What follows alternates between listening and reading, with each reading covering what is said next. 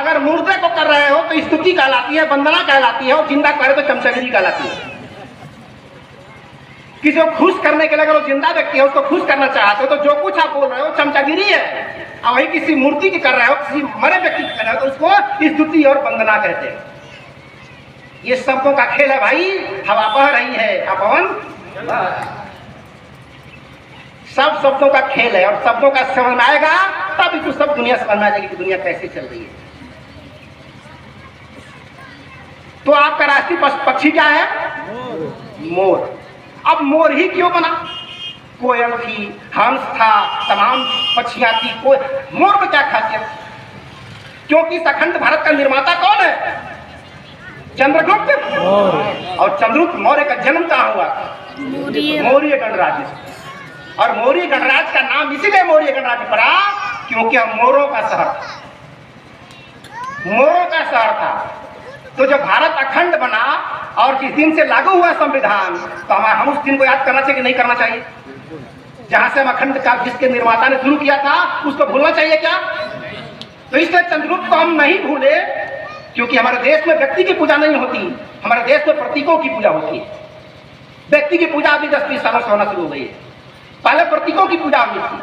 आपके अशोक, आपका जो पैसा है, रुपया, उस पर अशोक का फोटो है कि उनका चिन्ह है? प्रतीकों की पूजा होती है, करते हैं। और वहां ले जाने के बाद जब वो होश में आता है तो जो वहां लोग खड़े हैं वहां उनको पहचानता ही नहीं हो, उसकी याददाश्त चली गई। अब जिस घर में वो रखा जाने लगा, पलने लगा, उसी घर को अपना घर समझने लगा। वो उसी के घर के पुआ फूफा मौसा मौसी को अपना पुआ फूफा मौसा मौसी समझने लगा। उसी घर के 30 त्योहारों को अपना त्योहार समझने लगा। उसी घर के देवी देवताओं को अपना देवी देवता समझने लगा। पूरा पिक्चर ऐसे ही चल रही थी। अचानक पिक्चर के अंत में क्या होता है? क्योंकि एक चोट से याददाश्त गई थी, अब उसी में अंत में खलनायक से मारामारी होती है और एक फाइट लगता है, वो जाके एक पत्थर पर गिरता है और गिरने के बाद फिर बेहोश हो जाता है। अब बेहोश हो जाने के बाद फिर उसको अस्पताल में ले जाते हैं, लेकिन इस बार जब होश में आता है तो उसकी दुनिया बदल चुकी रहती है। इस बार जब आया तो जो पुराने वाले फूफा मौसा मौसी थे वो तो आप कौन है? आप कौन है? ये कौन सा त्योहार मनाया जा रहा है? ये कौन देवता है? ये तो हम कभी देखा ही नहीं है। ये तो हमारे कुल खानदान में सब था ही नहीं कभी। तो जो पागल थे उस समय रहे, कहां से पागल हो गया? अभी तक तो ठीक था ही। चोट लगने पर लोग पागल होते ही, चोट लगने पर होश में कैसे आ गया? अब वो तलाशता है कि कहाँ हमारा वो बाप है, कहाँ हमारा वो संस्कृति है, कहाँ हमारा वो त्योहार है, कहाँ हमारा वो देवता है। उसकी तलाश में लग जाता है, तलाश में लगता है। और तलाश में जब शुरू करता है तो सब कुछ खोजता है, और तलाशते तलाशते जब उसकी याददाश्त वापस आती है तो अब जब अपने बाप को पाता है, उसी याददाश्त को वापस आने का नतीजा है कि आप यह स्तंभ खड़ा किए हैं। ये रिटर्न टू मेमोरी का कमाल है, याददाश्त वापस आने का कमाल है। कैमूर पहले भी था, हिमालय पहले भी था। कोई भी देश किसी नदी से महान नहीं होता है, किसी भी देश पर्वत और पहाड़ों से महान नहीं होता है। कोई भी देश, कोई भी राजा इसलिए महान नहीं होता क्योंकि इतना बड़ा साम्राज्य उसका है। कोई भी देश नेता, नीति और नियत से महान होता है। वो नेता कैसा है, उसकी नीति कैसी है, उसकी नियत कैसी है, इस पर महान होता है। और आज वही याददाश्त जो वापस आ गई तो आप पुनः अपने आप को उसी रूप में सजाने की कोशिश कर रहे हैं जिस रूप में आप विश्व गुरु और विश्व विजेता थे। सफलता कोई आश्चर्य नहीं है, सफलता किसी घर आती नहीं है। सफलता उस दिन आती है जब आप सफलता के लायक हो जाते हैं। आपको लायक बनना होता है। सत्ता आपके घर आएगी नहीं, आपको सत्ता के लायक बनोगे, अपने आप को उस लायक बनाना होगा, तब वो चीज आपके पास आ जाती है।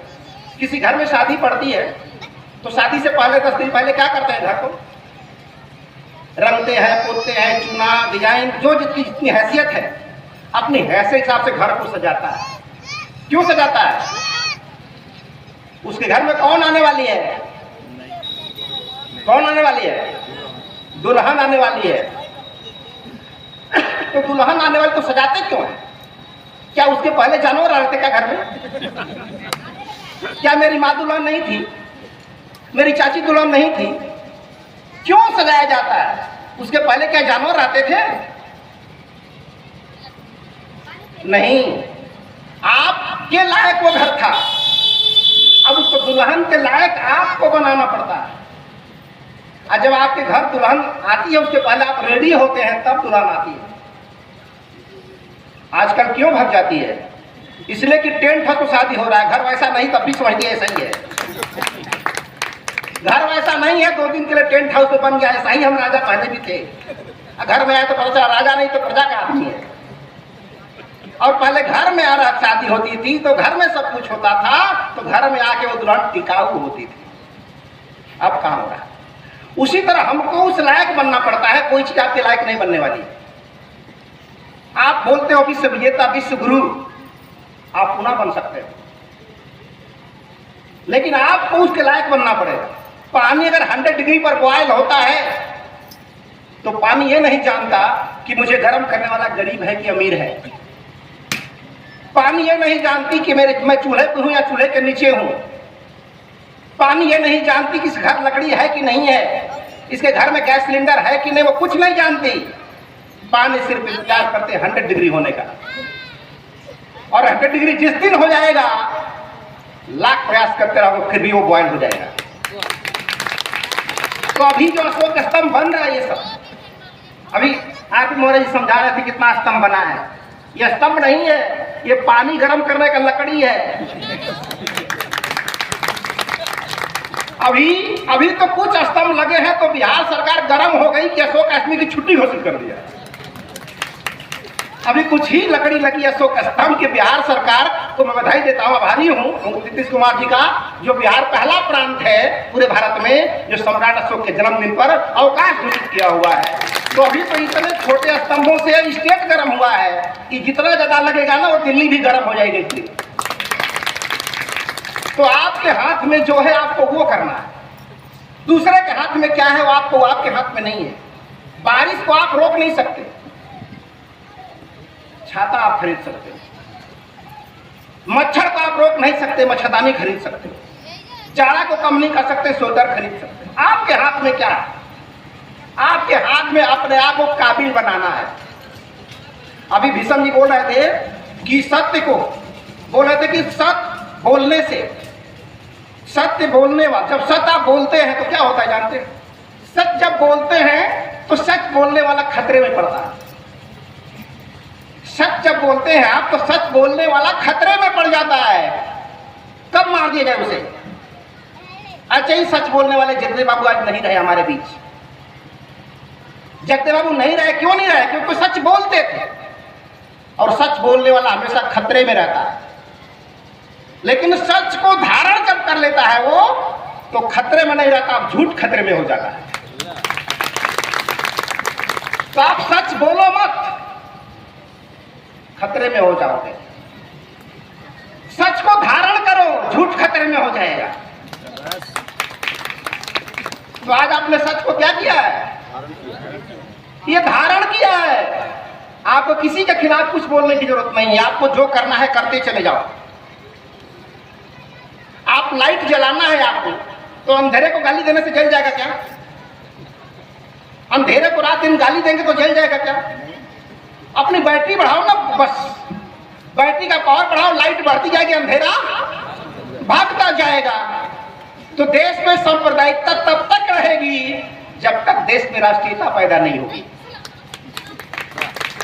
देश में मस्जिद के तब तक लड़ते रहेंगे जब तक वो राष्ट्रीय चिन्ह घर घर नहीं हो जाएगा। लोग बोलते हैं कि चित्र से ही चरित्र का निर्माण होता है। जैसा हम चित्र राष्ट्र दिन देखेंगे हमारा चरित्र भी वैसा ही बनेगा। जब हम पूरी साल अपने अपने धर्म का महोत्सव मनाते रहते हैं तो क्या एक दिन 26 जनवरी मना लेने से राष्ट्रीय भावना पैदा हो जाएगी? वो भावना नहीं पैदा, खाली रिफ्रेश हो गए कंप्यूटर की तरह, प्रिंट आउट वही निकलेगा जो पहले वाला था। तो अगर हम अपने आप को बदलना चाहते हैं, दुनिया को बदलना चाहते हैं, तो उसकी शुरुआत हमारे अपने यहाँ से होती है, खुद से होती है। और यही सब उसी का प्रमाण है। अभी हमारे साथियों ने विषय रखा है कि राष्ट्रीय एकता अखंडता में राष्ट्रीय प्रतीकों का क्या महत्व है। क्या महत्व है? यह महत्व तब बनेगा जब इससे उठने वाली जो भावना है, आम लोगों की नजर में पत्थर होगा। ये क्या है? पत्थर है।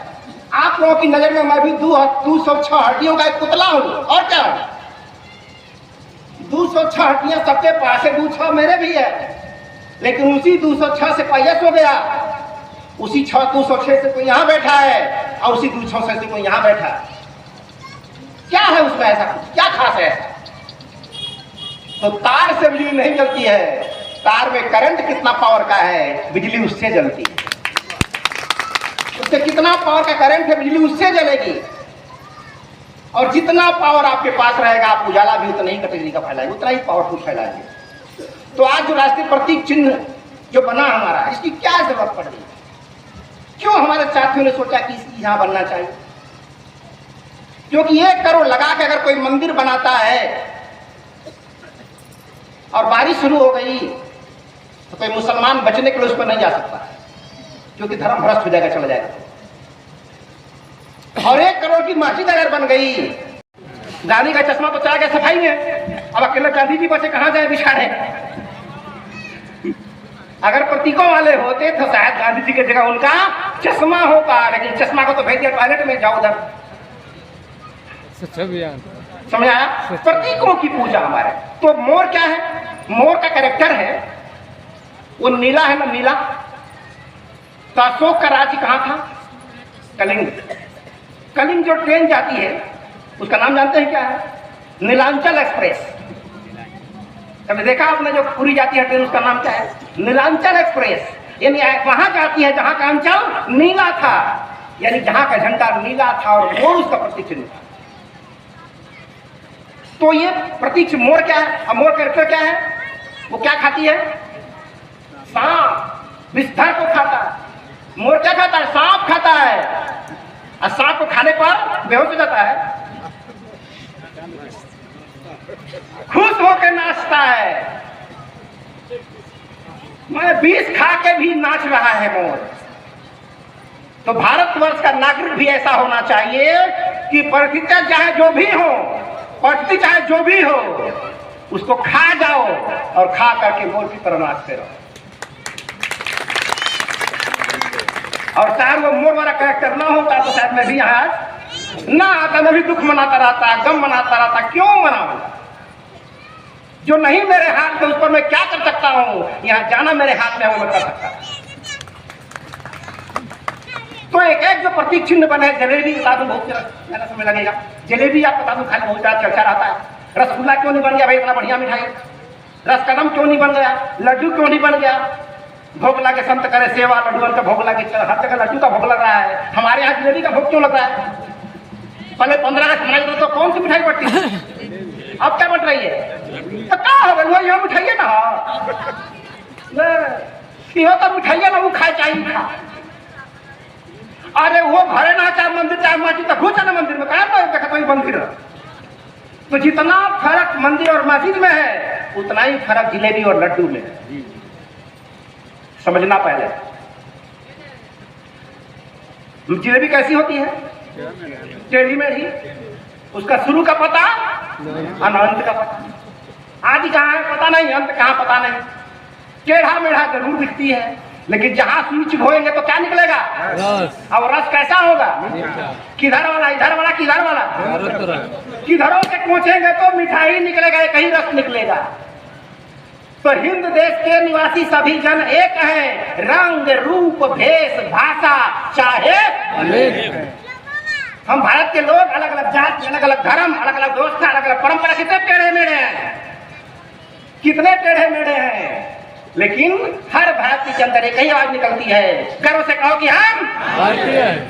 इधर कुछ दिन से जिलेबी गलत सिरा में डाल दी गई, ये गलत सिरा में डाल दी गई। कहीं से पूछो तो हिंदू निकलता है, कहीं से पूछो तो मुसलमान निकलता है। इसका मतलब हलवाई बदल गया तो मिठाइयों बदल गई। हलवाई बदल गया तो मिठाइयों में बदल गई, गलत सिगरा में पड़ गया, कहीं से हिंदू मुसलमान का सिगरा निकल रहा है। तो जिलेबी टेढ़ी मेढ़ी जरूर है, लेकिन जहां से चुभोएंगे वो मीठा ही रस निकलता है। तो रंग रूप भेष भाषा चाहे अनेक है, हिंद देश के निवासी सभी जन एक हैं। इस बात का संदेश हमारी जिलेबी देती है, जो लड्डू नहीं दे पाएगा, जो रसगुल्ला नहीं दे पाएगा। समझाया? तो इस तरह से बहुत सारी बातें हैं जो एक दिन में संभव नहीं है। आज मैं विशेष रूप से इस हुंकार को, ये हुंकार की पूरी जो हुंकार है, ये तलवार की टक्कर है न धनुष की टंकार है। ये जो हुंकारपुर की जो हुंकार है, ये तलवार की टक्कर है न धनुष की टंकार है। ये तो गौतम बुद्ध के धम्म की मधुर झनकार है। गौतम बुद्ध के धम्म की मधुर झनकार है, और ऐसी झनकार है कि अशोक की लड़ाई जो है ना, इसमें कोई जीतता है ना कोई हारता है। आने वाले समय दुनिया दो भाग बंटने वाली है, एक अहिंसकों की और एक हिंसकों की। जो हिंसक होंगे उनके पास तेगा तलवार होगा, और जो अहिंसक होंगे उसके पास गौतम बुद्ध का धम्म होगा। तो अमेरिका खड़ा होगा एटम बम लेके, हम खड़े होंगे गौतम बुद्ध का धम्म लेकर, विश्व के मंच पर खड़ा होंगे। धम्म की ताकत कहां तक जाएगी इसकी कोई सीमा नहीं, लेकिन एटम बम की ताकत की सीमा है, वो कहां तक जाएगी, कहां तक जाएगी। और अगर बम जीत गया तो जीतने वाला भी मर जाएगा और हारने वाला भी मर जाएगा, दोनों नष्ट हो जाएंगे। लेकिन संजोग से गौतम बुद्ध का धम्म जीत गया तो जीतने वाला भी जीत जाएगा और हारने वाला भी जीत जाएगा। उसका भी कल्याण होगा, हमारा भी कल्याण होगा। तो हम सम्राट अशोक क्लब के उन सारे लोगों को बधाई देता हूं और इस हुंकार के लोगों का नमन करता हूं, और खासकर उस नौजवानों का जिन लोगों ने अपने दाढ़ी कमाई से कुछ कमाई का हिस्सा निकाल करके, जिनसे उनकी खुद की सुगंध कम न हो, उस सुगंध को निकाल के जो स्तंभ खड़ा किया है। आने वाले समय में इतिहास आपको याद करेगा। कहा जाता है कि दुनिया में ऐसा लिख जाओ कि लोग पढ़ें, या तो ऐसा कर जाओ कि लोग लिखें। लोग लिखें तो आज क्या हो गया? मजे की बात है कि जो काम देश की बड़ी पंचायत तो करना चाहिए, आज वो काम देश की छोटी पंचायत कर रही है। और आज इस पंचायत की मुखिया और हमारे पंचायत के अधिकारी दिव्या शक्ति जी भी बैठी है और मुखिया जी बैठे हुए हैं। अब क्या चाहिए? आम क्या मुठलियों के दाम। जब दोनों शक्तियां बैठी है और राष्ट्रीय चिन्ह है तो इसकी खूबसूरती कैसे बढ़ेगी? अगर मैं कह दूं तो बात हल्की हो जाएगी, अब मुखिया जी और आप मिलकर कर दे तो बात बहुत बड़ी हो जाएगी। ये खूबसूरत कैसे बनेगा? ये आपकी अमानत है, आपका चिन्ह है, आपकी धरोहर है, आपकी भावनाएं हैं, और ये कैसे गौरवशाली बनेंगी, आपके साथ हम सबका कर्तव्य है। तो आइए हम सब मिलकर के दुनिया को एक खुशहाल बनाएं, स्वस्थ बनाएं और एक अखंड भारत के लिए दुनिया को प्रेरित करें। इन्हीं चंद बातों के साथ आप सब लोगों ने मेरी बातें सुनी। ओहो, बोल रहा है कि बाघ मैंने कहा होता है, शेर वाला तो हो गया।